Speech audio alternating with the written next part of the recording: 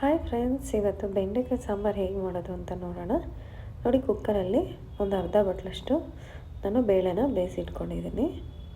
ಇವಾಗ ನಾನು ಚಿಕ್ಕದಾಗಿ ಬೆಂಡೆಕಾಯಿನ ಕಟ್ ಮಾಡಿ ಇಟ್ಕೊಂಡಿರೋದು ಇವಾಗ ಹುರ್ಕೊಳ್ಳೋಣ. ನೋಡಿ, ಇದೊಂದು 1/4 kg ಬೆಂಡೆಕಾಯಿ ಇದೆ. ಇದೆಲ್ಲ ಚೆನ್ನಾಗಿ ರೋಸ್ಟ್ ಆಗೋ ಥರ ಹುರ್ಕೋಬೇಕು. ಹಲವಾರು ರೀತಿಯ ಬೆಂಡೆಕಾಯಿ ಸಾಂಬಾರು ಮಾಡಿರ್ತೀರ. ನಾನು ತೋರಿಸೋ ವಿಧಾನದಲ್ಲಿ ಒಂದು ಸತಿ ಮಾಡ್ಕೊಂಡು ನೋಡಿ, ತುಂಬ ಚೆನ್ನಾಗಿರುತ್ತೆ. ನೋಡಿ, ಇವಾಗ ಒಂದು ಪಾತ್ರೆ ಇಟ್ಕೊಳ್ಳಿ. ಪಾತ್ರೆ ಬಿಸಿ ಆದಮೇಲೆ ಸ್ವಲ್ಪ ಒಗ್ಗರಣೆಗೆ ಎಣ್ಣೆ ಹಾಕ್ಕೊಳ್ಳೋಣ. ಒಂದು 2 ಸ್ಪೂನಷ್ಟು ಎಣ್ಣೆ ಹಾಕ್ಕೊತಿದ್ದೀನಿ. ಇವಾಗ ಇದಕ್ಕೆ ಸ್ವಲ್ಪ ಜೀರಿಗೆ ಹಾಕ್ಕೊಳ್ಳೋಣ.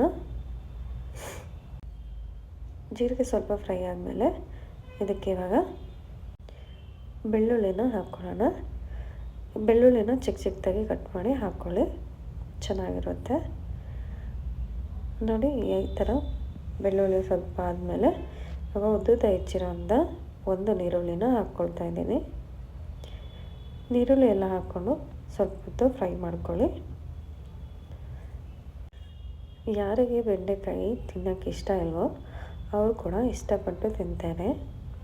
ಯಾಕಂದರೆ ಇದು ಒಂದು ಅಂಟಂಟು ಬರಲ್ಲ, ಏನಿಲ್ಲ, ಅಷ್ಟೇ ಚೆನ್ನಾಗಿ ಬರುತ್ತೆ. ನೋಡಿ, ಸ್ವಲ್ಪ ಕರಿಬೇವು ಸೊಪ್ಪು ಹಾಕ್ಕೊಳ್ಳಿ. ಇವಾಗ ಇದನ್ನು ಚೆನ್ನಾಗಿ ಫ್ರೈ ಮಾಡ್ಕೊಳ್ಳೋಣ. ಇವಾಗ ಇದು ಚೆನ್ನಾಗಿ ಫ್ರೈ ಆಗಿದೆ. ನಾನು ಇದಕ್ಕೆ ಟೊಮೆಟೊ ಕಟ್ ಮಾಡಿ ಇಟ್ಕೊಂಡಿದ್ದೀನಿ. 2 ಟೊಮೆಟೊ ಇದೆ, ಅದನ್ನು ಇವಾಗ ಹಾಕ್ಕೊಳ್ಳೋಣ. ನೋಡಿ, 2 ನಾಟಿ ಟೊಮೆಟೊ ಹಾಕ್ಕೊಂಡಿದ್ದೀನಿ. ನೀವು ಮುಂಚೆನೇ ಬೇಳೆ ಬೇಯಿಸಿಟ್ಕೊಂಡ್ರೆ ಒಂದು 10 ನಿಮಿಷದಲ್ಲಿ ಮಾಡ್ಕೋಬೋದು. ನೋಡಿ, ಚೆನ್ನಾಗಿ ಇದನ್ನು ಟೊಮೆಟೊ ಎಲ್ಲ ಪೇಸ್ಟ್ ಆಗೋ ಥರ ಫ್ರೈ ಮಾಡ್ಕೊಳ್ಳಿ. ಚೆನ್ನಾಗಿ ಪೇಸ್ಟ್ ಆಗಬೇಕು, ಆ ಥರ ಫ್ರೈ ಮಾಡ್ಕೊಳ್ಳಿ. ನಾನು ತೋರಿಸೋ ವಿಧಾನದಲ್ಲಿ ಮಾಡಿಕೊಂಡ್ರೆ ಪರ್ಫೆಕ್ಟಾಗಿ ಬರುತ್ತೆ. ಇವಾಗ ನಾನು ಕಲ್ಲುಪ್ಪನ್ನು ಹಾಕ್ಕೊಳ್ತಾ ಇದ್ದೀನಿ. ರುಚಿಗೆ ತಕ್ಕಷ್ಟು ಉಪ್ಪನ್ನು ಹಾಕ್ಕೊಳ್ಳಿ. ಇವಾಗ ಇದಕ್ಕೆ ಮಸಾಲೆ ಹಾಕ್ಕೊಳ್ಳೋಣ. ನೋಡಿ, ಧನಿಯಾ ಪುಡಿ, ಸಾಂಬಾರು ಪೌಡ್ರು, ಅರಿಶಿನ ಪುಡಿ, ಖಾರದ ಪುಡಿ ಇದೆ.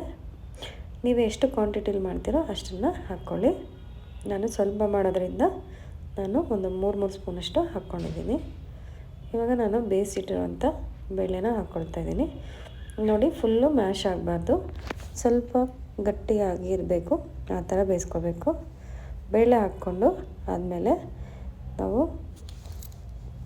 ಬೆಂಡೆಕಾಯಿನ ಹಾಕ್ಕೊಳ್ಳೋಣ. ನೋಡಿ, ಬೆಂಡೆಕಾಯಿ ಹಾಕ್ಕೊಂಡು ಇವಾಗ ಸ್ವಲ್ಪ ಹೊತ್ತು ಬೇಯಿಸ್ಕೊಳ್ಳೋಣ. ನಮ್ಮ ಚಾನಲ್ನ ಇಷ್ಟ ಆದರೆ ಲೈಕ್ ಮಾಡಿ, ಶೇರ್ ಮಾಡಿ, ನಮ್ಮ ಚಾನಲ್ನ ಫಾಲೋ ಮಾಡೋದು ಮರಿ.